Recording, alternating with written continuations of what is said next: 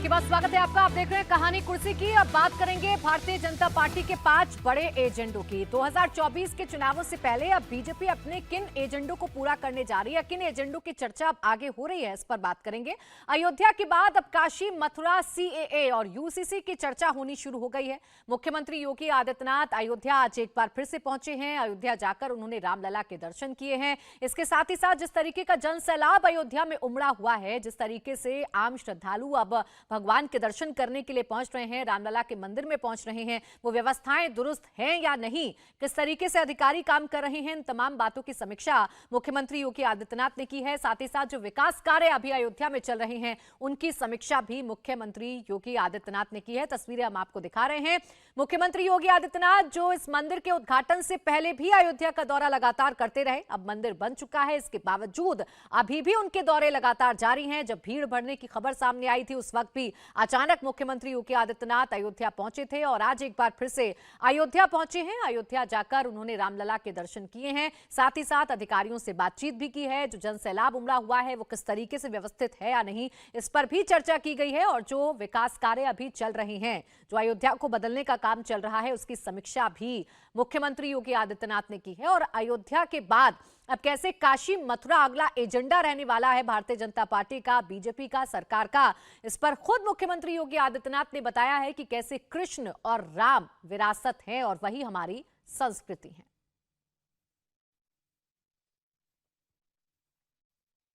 हजारों वर्षों की एक इतिहास है हमारा, हजारों वर्षों का है। अभी 500 वर्ष का भगवान राम का, अभी तो प्राण प्रतिष्ठा का, पुनर्प्राण प्रतिष्ठा का कार्यक्रम अयोध्या में संपन्न हुआ। पर अब भारत किस रूप में, किस उत्साह के साथ जुड़ा है, दुनिया जुड़ी है, दुनिया एकजुट है। लोगों के लिए कौतूहल और आश्चर्य का विषय है। अभी आपने वाराणसी का देखा होगा। वाराणसी में, काशी विश्वनाथ धाम में, ज्ञानवापी में ये साई की रिपोर्ट सामने आ रही है। ये साई की रिपोर्ट क्या बताती है? बहुत कुछ आपके सामने उदाहरण प्रस्तुत करता है। हम राम पर इसलिए क्योंकि राम हमारे पूर्वज थे, कृष्ण हमारे पूर्वज हैं। ये केवल हमारी आस्था नहीं, हमारी विरासत भी है और हम उस परंपरा पर गौरव की अनुभूति करते हैं।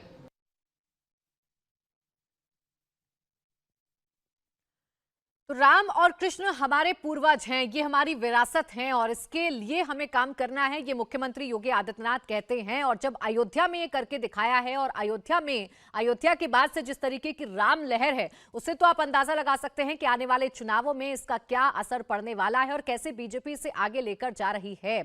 अब अगर राहुल जी इस राम लहर को ही मैं समझूं और राम लहर के बाद में काशी और मथुरा का भी जिक्र कर लूं, तो क्या ये अब आने वाले एजेंडे भारतीय जनता पार्टी के हैं जिससे सीधा फायदा 2024 में बीजेपी को मिलेगा? देखिए, काशी के मामले में तो हमने देखा है कि विश्व हिंदू परिषद का बयान भी आने लग गया है और वो उनका ये कहना है, देखिए, और वो सही भी कह रहे हैं कि जिस तरह से वहाँ पे सारे जो साक्ष्य मिले हैं कि किस तरह से वहाँ पे जो मंदिर है उसको तोड़कर मस्जिद बनाई गई और किस तरह से जो विभिन्न मंदिर के जो अलग अलग हिस्से थे उसको इस्तेमाल वहाँ पे किया गया।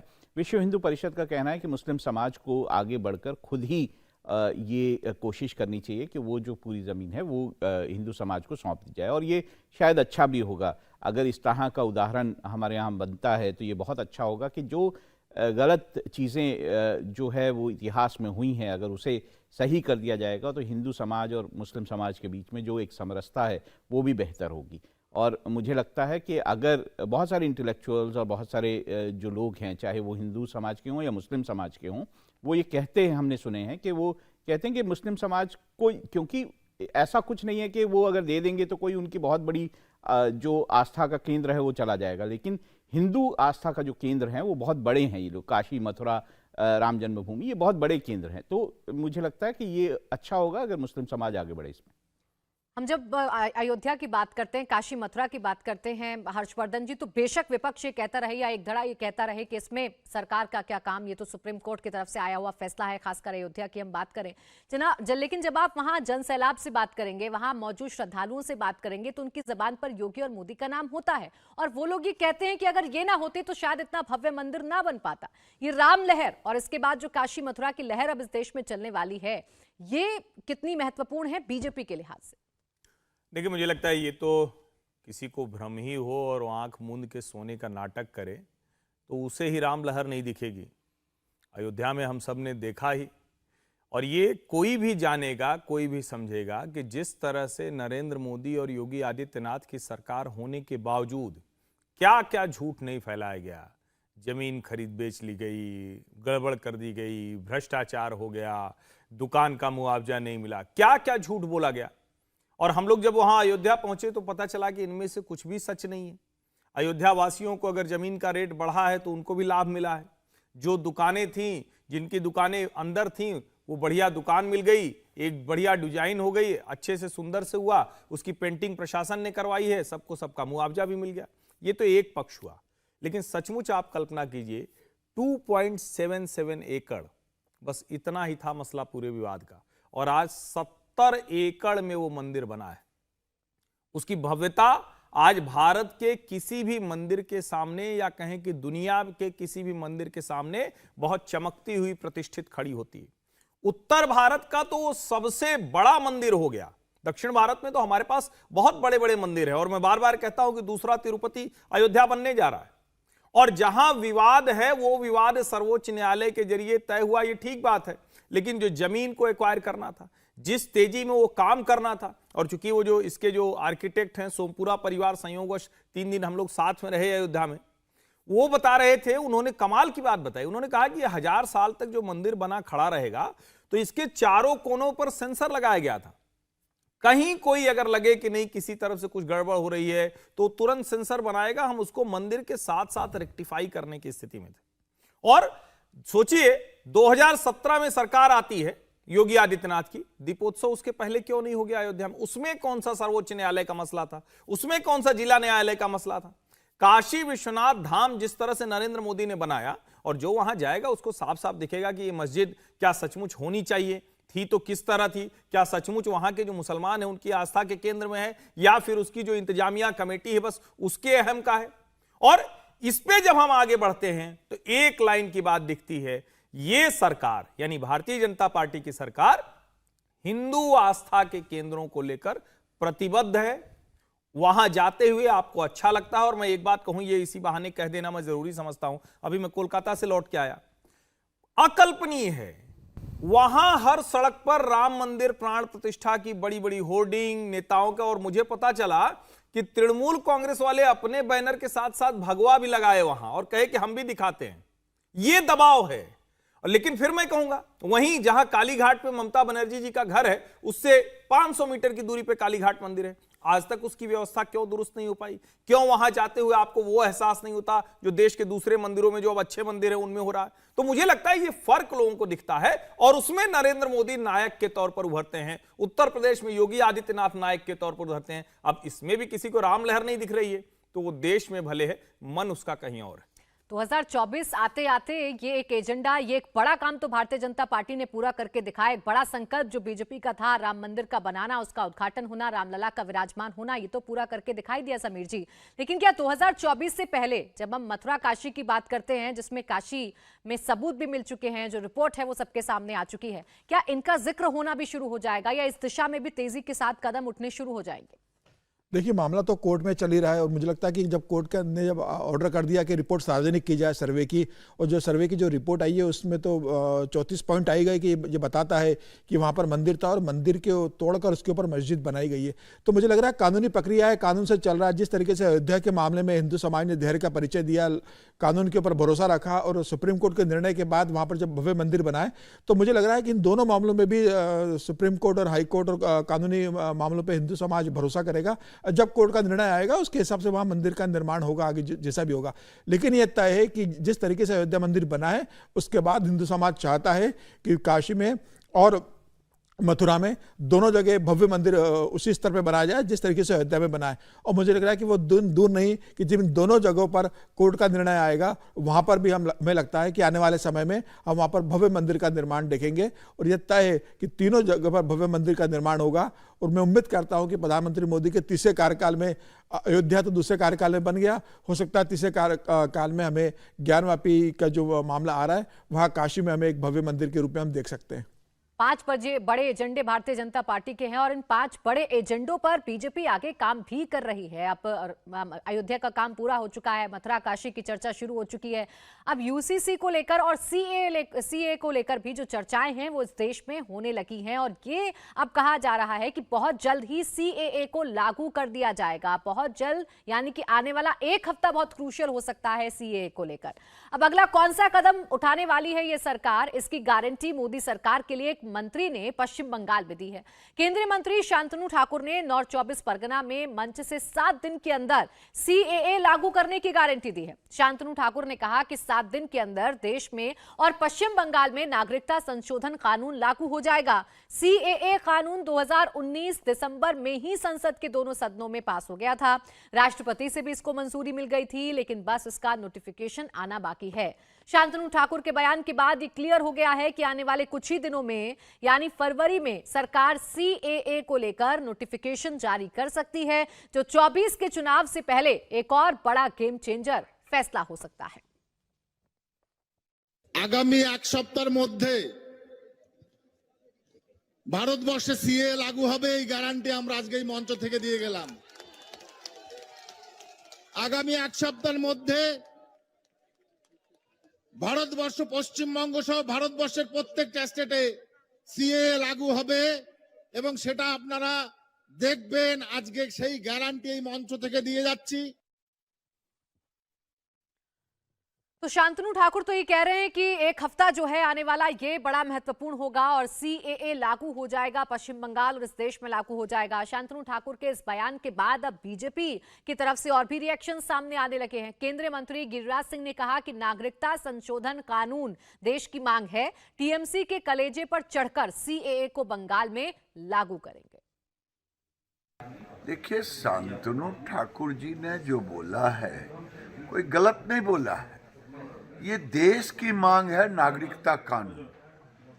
भले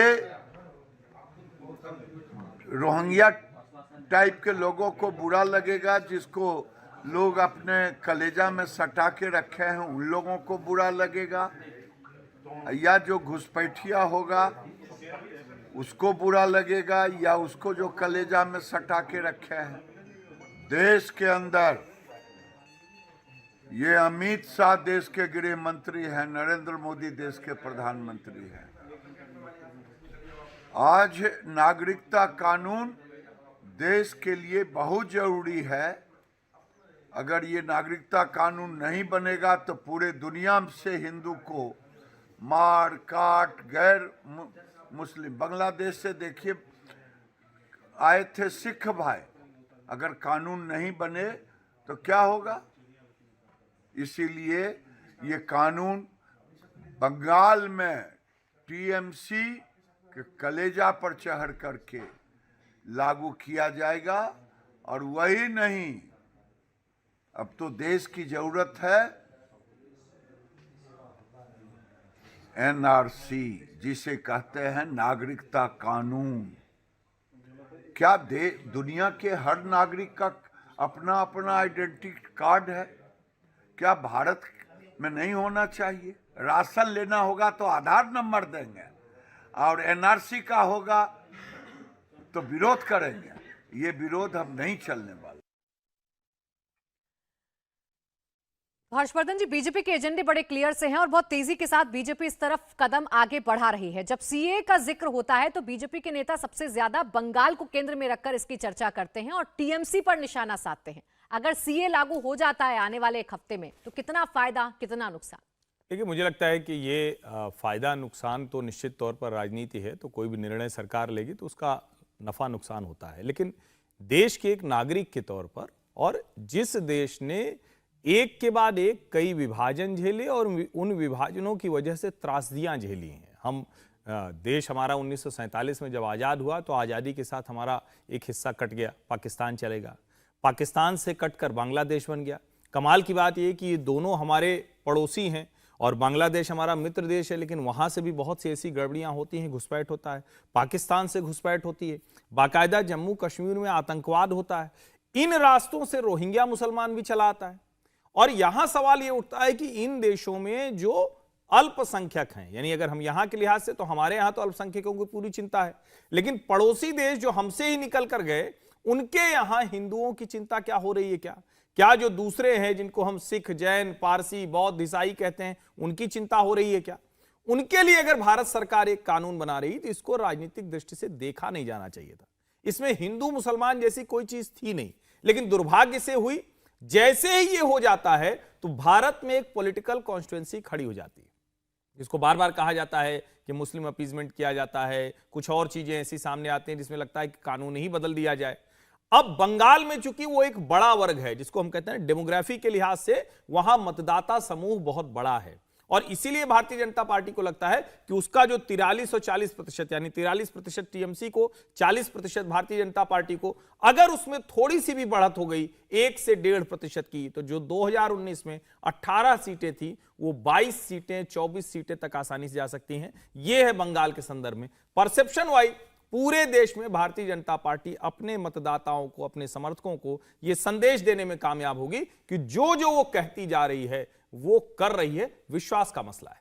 अगर सीए राहुल जी 1 हफ्ते में लागू हो जाता है तो ये कितना बड़ा मास्टर स्ट्रोक साबित होगा भारतीय जनता पार्टी के लिहाज से, और विपक्ष अब इसके आगे क्या नैरेटिव गढ़ने की कोशिश करेगा या उसके पास क्या ऑप्शंस बचेंगे? देखिए, बंगाल के केस में तो, और या कांग्रेस के केस में तो वो कोशिश करेंगे कि वो बीजेपी को कहेंगे कि ये एंटी मुस्लिम पार्टी है, उस तरह से एक नैरेटिव खड़ा करने की कोशिश की जाएगी बंगाल में, क्योंकि टीएमसी की पूरी राजनीति जो है वो मुस्लिम वोटों को लेकर है, वहाँ पे होगा। लेकिन जैसे हर्षवर्धन जी कह रहे थे, देखिए बहुत ही अच्छा कानून है। इसमें साफ तौर से ये है कि दिसंबर 31, 2014 से पहले जो लोग, ख़ासतौर से जो इसमें कहा गया है कि हिंदू, क्रिश्चियन, जैन, ईसाई, सब ये जो समुदाय हैं, सिख, ये सारे जो प्रोसिक्यूट होके जिनको तंग किया गया पड़ोसी देशों में और उसके बाद वो भारत में आए हैं, उनके लिए एक रास्ता है नागरिकता का कि ये कोशिश होगी कि वो यहाँ पे आराम से रह सकें। देखिए, जो लोग इनको देखते हैं, जो हिंदू इस वक्त, आप राजस्थान में जाके देखिए, जो हिंदू पाकिस्तान से आए हैं उनकी क्या हालत है। वो ना शिक्षा पाते हैं, ना नौकरी पा पाते हैं, ना कुछ हो पाता है। देखिए, बड़ी मुश्किल है। अब इस वक्त कई हमारे जो पड़ोसी देशों से, जैसे म्यांमार से बहुत सारे लोग जो हैं वो नॉर्थ ईस्ट में घुस रहे हैं, बांग्लादेश से हमने देखा लगातार जो है इन्फ्लक्स होता है, अफगानिस्तान से जो है बहुत सारे लोग जो है भारत में आए हैं। अब अफगानिस्तान से जो लोग भारत में आए हैं उन्हें कैसे जो है नागरिकता दे दी जाए, या जो बांग्लादेश से मुसलमान जो है वो भारत में घुसते हैं, जैसे रोहिंग्या घुसते हैं, तो उनको कैसे नागरिकता दे दी जाए। लेकिन क्योंकि उनके पास, उनको प्रोसिक्यूशन नहीं है, वो अपने जो है कमाने के लिए या ज़्यादा पैसे के लिए भारत की तरफ मुड़ते हैं। तो मुझे लगता है कि वो लोग जिनको बाकी जो पड़ोसी देश हैं वहाँ पर प्रोसिक्यूशन का सामना करना पड़ता है, उनको मुसीबतों का सामना करना पड़ता है, वो हिंदू या वो जैन या वो क्रिश्चियन, वो अगर भारत आते हैं, वो सिख जो भारत आते हैं, उनको मुझे लगता है बहुत सहूलियत होगी इससे। लेकिन एक डर फैलाने की कोशिश की गई, ये बताने की कोशिश की गई कि देखिए अगर ये लागू हो जाता है तो आपसे अपने ही देश में सबूत मांगे जाएंगे कि आप यहाँ के रहने वाले हैं या नहीं हैं, आपसे कागज दिखाने को बोला जाएगा। और उसी का नतीजा था कि सड़कों पर लोग बैठे और इसके लिए काफी आंदोलन भी हुए, काफी हिंसा भी समीर जी हुई। मेरे को लगता है एनआरसी जो है, समीर जी उस पर ज्यादा बता पाएंगे, एनआरसी जरूरी है क्योंकि हमारे को ये आइडेंटिफाई करना जरूरी है कि कौन लोग जो हैं वो देश में घुसे हैं बिना किसी कागजात के, बिना किसी उसके, और पूरस बॉर्डर्स के कारण घुस गए हैं, और वहाँ यहाँ पर जो समस्याएं देश में उनके कारण होती हैं वो सबके सामने है। समीर जी उस पर ज़्यादा बता पाएंगे। बिल्कुल। देखिए, केंद्र में सरकार आने के पहले भी अमित शाह इस बात को कह चुके थे। 2014 के अंदर प्रधानमंत्री नरेंद्र मोदी भी जब चुनाव प्रचार अभियान 2014 में कर रहे थे तभी उन्होंने इस बात का जिक्र किया था कि हम सीए लेकर आएंगे, और मुझे लग रहा है कि यह केंद्र सरकार की एक बड़ा योजना थी कि लेकर आना, और मुझे लगता है ये आ भी चुका था, सिर्फ नोटिफिकेशन जारी होना रह गया था। केंद्र सरकार जानती है इस बात को कि जो दूसरे देशों के अंदर, जो पड़ोसी देश है, पाकिस्तान है, बांग्लादेश है और अफगानिस्तान में अल्पसंख्यक है, सिख हो, क्रिश्चियन हो, बौद्ध हो, ईसाई हो, हिंदू जो प्रताड़ित हो वहां पर हो रहा है, अगर वो देश के अंदर आए तो उन्हें नागरिकता मिलनी चाहिए। जब तक उन्हें नागरिकता नहीं दी जाएगी, केंद्र सरकार की किसी भी योजनाओं का या राज्य सरकार की किसी भी योजनाओं का उन्हें लाभ नहीं मिलेगा, वो मुख्य धारा में नहीं आ पाएंगे, वो देश के अंदर अपने आप को एस्टेब्लिश नहीं कर पाएंगे। तो मुझे लग रहा है केंद्र सरकार इसको ध्यान में रखते हुए इसे लेके आ रही है। इसे चुनाव के वोट बैंक से देखने की जरूरत नहीं है, वो हमारे देश में आ चुके हैं। अब अगर केंद्र सरकार ने निर्णय लिया है कि सीए लाकर उन्हें हम नागरिकता देंगे, तो मुझे लग रहा है इसे स्वीकार किया जाना चाहिए। ममता बनर्जी हो या विपक्ष इसमें अपनी राजनीति देख रहा है, उन्हें ऐसा लगता है कि इसके माध्यम से मुसलमानों को प्रताड़ित किया जाएगा, मुसलमानों के अंदर गलत संदेश जाएगा। मुझे लगता है विपक्ष इससे बचना चाहिए और केंद्र सरकार की योजनाओं को विपक्ष को भी अब देखिए, इस पर राजनीति भी होगी और एक बार फिर से एक नैरेटिव चलाने की कोशिश की जाएगी। लेकिन इन सब के बीच बीजेपी का आप कैलेंडर देख लीजिए, जनवरी में राम मंदिर का उद्घाटन हो जाता है, फरवरी में सीए को लागू करने की बात की जा रही है, फिर मार्च के लिए यूसीसी की भी बात की जा रही है। 2024 के लिए एजेंडा बीजेपी का बिल्कुल क्लियर है।